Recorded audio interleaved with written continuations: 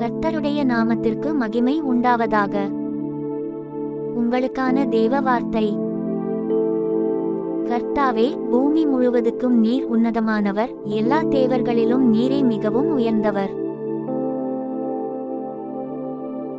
ஜெபம். கர்த்தாவே, உம்முடைய மகத்துவம் பூமியெல்லாம் பரவியுள்ளது என்பதை நான் உணர்கிறேன். உங்கள் உயர்ந்த ஆத்துமாவையும் சகல தேவர்களிலும் மேலான அதிகாரத்தையும் போற்றுகிறேன். என் மனமும் என் வாழ்வும் உம்முடைய மகிமையில் நிறைந்திருக்க நான் எப்போதும் உம்மை விரும்பி நடக்க உதவும்.